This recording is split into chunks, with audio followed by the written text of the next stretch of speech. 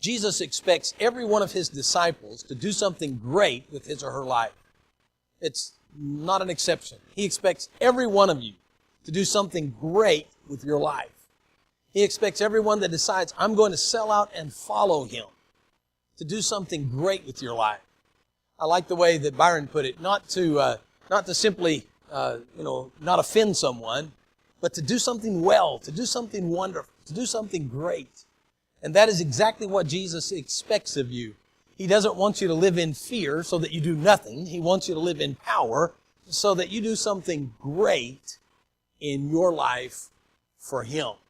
That is what his intent is. So the goal of today is to do something to raise my standing in the kingdom. To do something today to raise my standing in the kingdom. And that is our true goal for today. Now, in Matthew chapter 20, there's sort of a strange story. I don't know about you, but it just seems kind of weird to me. Here comes these two grown men, James and John, and with them is Mrs. Zebedee. That's their mom. Now, you've been following Jesus for over 3 years now. You've been with Jesus. And it appears that Mrs. Zebedee and Jesus have some relationship. She shows up at the cross a bit later. But you suddenly have your mom with you, a grown man. I don't know about you, but most of you grown people, if you take your mom on a job interview, you're probably not going to get it. Right? If she has to come with you. For some of you, it might help. So if you're having trouble getting a job, maybe she would be a support for you. But she comes with this strange request. I'd really like one of my sons to be vice president, the other one to be secretary of the state. That's going to happen this week, right? We get a new vice president, a new secretary of state. When you change administrations, you have new cabinet people that come into place, that come into position. And Jesus is the one that started all of this anyway, right? Jesus is the one who began this. And these disciples have been paying attention. He made that little comment about John. Remember about John? He says, no one that has been born among women is better or higher than John, but he who is in the least in the kingdom has a higher place than John. A good disciple starts to scratch his head. John the Baptist was something else. And the least one in the kingdom is going to have a higher standing than John. Then Peter shows up with his great comment, thou art the Christ, the Son of the living God. And Jesus says, you got it. You didn't get it from man. God gave that to you. It's not about you, Peter. But you got it. And Peter gets a little elevation from having gotten the answer. He made the A on the test, right? Who do people say that I am? And Peter got it right. So he must be the top of the class. Surely he's going to be a little preeminent. So Mrs. Zebedee takes James and John and says, I'd really like for one of them to be vice president, the other one to be secretary of state. That's what it meant to sit in your kingdom, one on your left and one on your right. That was the implication. We believe that we're on our way to Jerusalem and that you're going to become king and you're going to need cabinet people. And what I would really like to see is for my sons to be elevated to the positions of right-hand, left-hand man. That's what I want for my children. I don't know about you, but I just find it entirely strange that mom shows up and makes this request. Now, Mark says that James and John made the request, but all the others account for us that Mrs. Zebedee made the request. They're all three there together. We'll study it a bit in context in a moment. But I'm wondering if there's a backdrop that helps us make sense of Mrs. Zebedee's presence. I wonder if there's a story in Scripture that helps us understand why James and John's mom is there. I think it really goes back to Matthew chapter 18. There was a situation right after Peter had been elevated some. And in Matthew chapter 18, verse 1, the disciples are trying to figure this out. We'd really like a better understanding of this pecking order in the kingdom. If you have chickens, you know what a pecking order is, right? That is, the chicken that's going to peck harder and beat the others down. Have you ever seen a chicken that's been henpecked? Well, I wouldn't go there, but a chicken, have you ever seen a chick that was pecked? They'll pick one, they'll take one, and they'll take it out. I mean, there is a pecking order. If you've never raised chickens, if there's one that has an anomaly or one that gets an injury, they will pick him to death, literally. There is a pecking order, and the one that is going to be dominant. Well, the disciples, I think, are trying to figure out this pecking order, and they've heard about John, and they've seen what Peter did. So they asked this question, Matthew chapter 18, verse 1. At that time, the disciples came to Jesus and said, "Who then is greatest in the kingdom of heaven?" We need to know who the greatest is. Just clarify it for us. Who is the greatest in the kingdom of heaven? So Jesus calls a little child. Maybe I should have done this on Kids Song Sunday.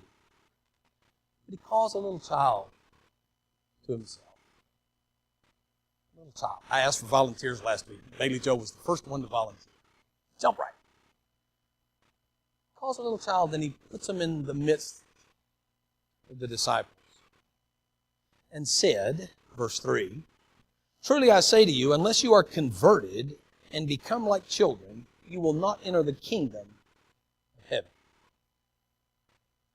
Okay. Pecking order. I've got to become a child. Not only that, he says, unless you turn or are converted or changed to become like children, you're not like a child anymore. Well, now, what has Asher got that the rest of us don't have? Why do I have to become like a child? Because all of you are out here hunting the pecking order.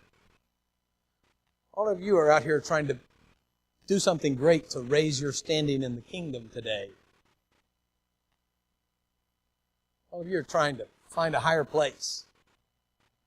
I tell you, verse 4, "Whoever then humbles himself as this child, he is the greatest in the kingdom of heaven." Whoever then humbles himself as this child.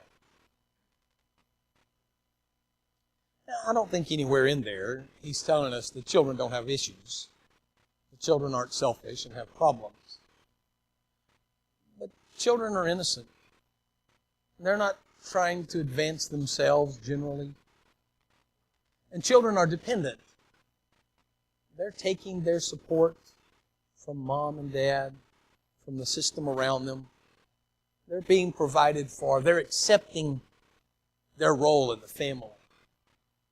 We're not the providers in this family. We're not the do-somethingers. We're just the children in the family.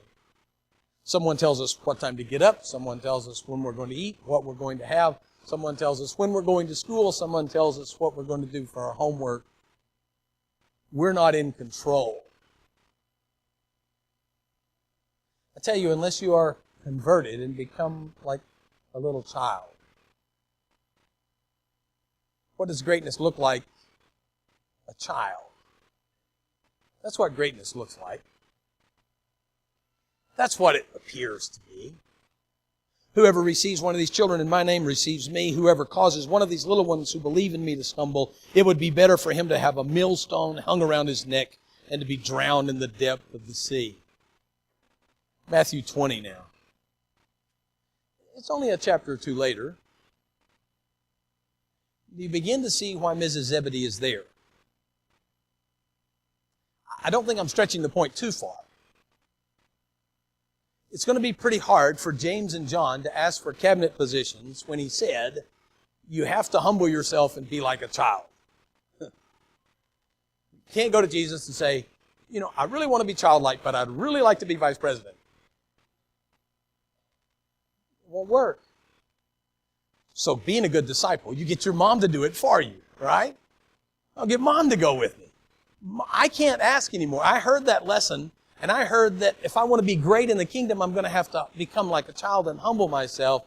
So I'm going to get mom to go. I don't know exactly what's going on in their motivation, but I think something like that is happening because Mrs. Zebedee is going to show up. And she is going to worship It says that they bowed before him. This is that word for worship. They're bowing before Jesus, and they know there's a request. And Jesus says, can I do something for you? Just, what do you need, Mrs. Zebedee? Well, hear what the text says. Matthew 20:20. The mother of the sons of Zebedee came to Jesus with her sons, bowing down, making a request of him. He said to her, what do you wish?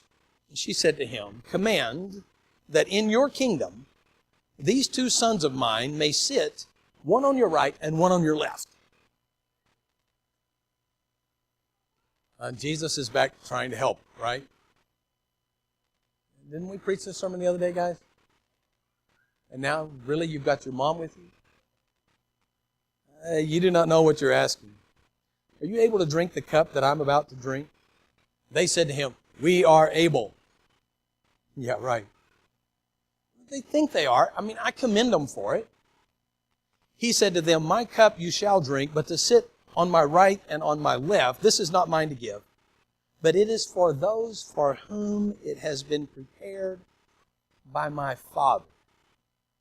Now, there's a whole lot going on right there. The king says, cabinet positions are already set. My dad told me who would be in the cabinet. The Bible. He told me who would be in the cabinet. Positions are already filled. It's not for mine to give out. It's my dad's role. My dad already told me who would fill the left and the right. You're going to go through some stuff, but you're still missing the point. That's not what this is about. So he then corrects their vision again. Verse 24.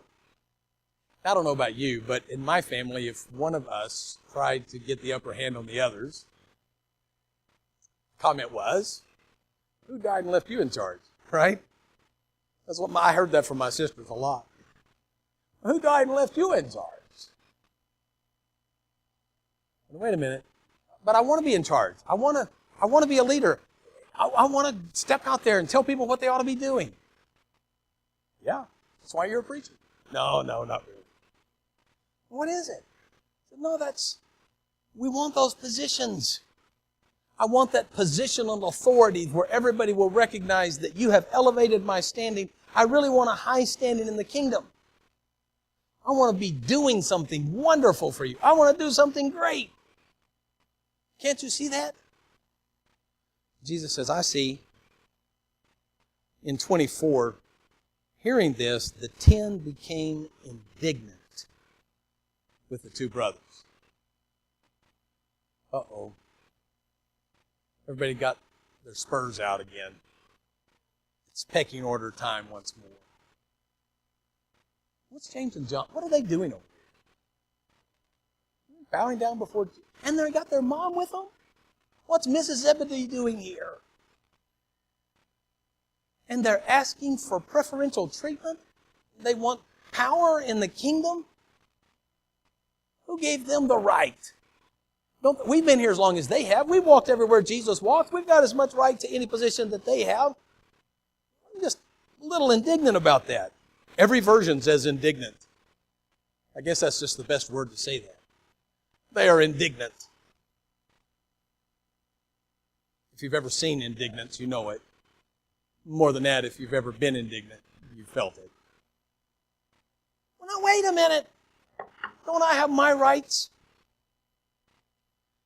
Jesus called them to himself and said, you know, verse 25, that the rulers and the Gentiles lord it over them, and their great men exercise authority over them. It is not this way among you. Guys, we got a new kingdom going. We're doing something that hasn't been done before.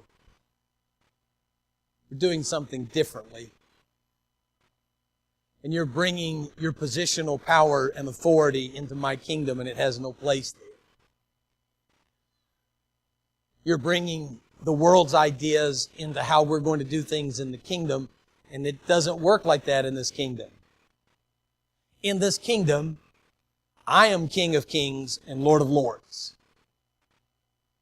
My Father sets positions, and everyone is valued. Everyone is important.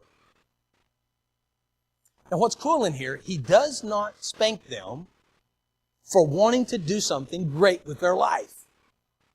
He does not spank them at all about it. He just redefines what greatness looks like. As a matter of fact, he's in favor of you doing something great with your life, as long as you don't try to do it the world's way. As long as you don't think being an elder gives you a higher standing than being a member, or being the preacher gives you a louder voice than anyone else has. No, we're just people in the kingdom doing kingdom things together. We have roles that we fill, but no one has supremacy or superiority over anyone else. We are members of His body, each one of us essential. He says, as a matter of fact, I'm really in favor of your pursuit of greatness. Let me show you what it looks like. Now, he's fixing to do this. They're going to go to supper. When they get there, no one's going to wash anyone's feet. Jesus is going to hang out for a minute. Then He's going to go get the bowl. And He's going to take off His outer garments and He's going to wrap Himself with a towel. And He's going to kneel down before every one of these guys and wash their feet. Because they don't get it yet in Matthew 20 either. They're still looking at positional authority and power. Oh, that's the Last Supper that He has with them. He's going to teach the lesson one more time. Guys, I told you about John, and I told you about being great in the kingdom, and I told you about being a little child, and I told you Matthew chapter 20. But let me show it to you one more time. This is what kingdom life looks like. Dressed in a towel, washing feet. That's what life in the kingdom looks like. I want every one of you to be great today. Notice what he says. You know that the rulers and the Gentiles lord it over them, and their great men exercise authority. Matthew 20:26. It is not this way among you, but whoever wishes to become great among you shall be your servant. Period. Whoever wishes to be first among you shall be your slave. Well, I want everyone to be great in the kingdom. And maybe you saw the title of the sermon and had a thought. Maybe you thought the right thought. Maybe you thought, I don't know if I can do anything great. Jesus expects every one of His disciples to do something great with his or her life. And He expects you to do something great with yours. And it isn't say, can I be vice president? It is to wrap yourself in a towel and do your service. Now, I want you to be sure and hear that. It's your service. I don't know what it looks like. Your service may be putting spark plugs in some widow's car. That may be your service. Your service may be fixing eggs for kids. Your service may be just having prayer time for people that need to know you care about them. Your service is going to be the best mate you can become. You want to be a great mate? Figure out how you can serve your husband or wife better. It'll take care of a multitude of conflicts. If you've got conflicts going on in your life, if both of you will commit to serving the other one in a deeper way, conflict's about to go away. Because guys, she'll do anything for you when she knows you'll do anything for her. Anything. That's how God said it works. He says life works this way. She'll do anything when she knows you'll do everything. Jesus says if you want to be great, you're going to have to be the servant. Whoever wishes to be first among you shall be your slave, just as the Son of Man did not come to be served, but to serve, and to give His life a ransom for many. You think Jesus had the right to walk into Jerusalem when He was 12 years old and say, I am the prodigy, I am the child king, I'm going to sit on this throne and y'all bring me my grapes and fan me with those leaves? He has the right. He has the power when He's 12. He goes home and submits to Joseph and Mary and grows up. He had the right to come walking into the temple and say, guys, give me your best question and I'll explain it to you. Doesn't do that. Remember the day that Satan took him in the wilderness and tempted him and showed him all the kingdoms of the earth and says, I'll give you all of this? If he wanted to be great in the world's way, Satan was pushing his button, tempting him with everything that he had. And he's able to know this lesson already. Now, I know what it's like to be great in the kingdom. I know what it's like to be great in the kingdom. To be the servant of everyone. I hope you'll do something great today. Here's your take home this morning. I hope that you'll choose to do something great with your life. Most of us want to be great in the ways of the world. Acknowledged, A students, geniuses, athletic, heroes, worshipped. Nah. He said, that doesn't do anything for me. All of my disciples can be great like me. All my disciples can be just like me. The greatest service He provides is hanging on a cross to die in your place. By this all men will know that you're my disciples if you have love one for another. Greater love has no one than this, that He laid down His life for His brothers. Do something great today. Lay down your life for everyone else. Be just like Jesus. Be the servant of all. Do something great. Together we stand and sing.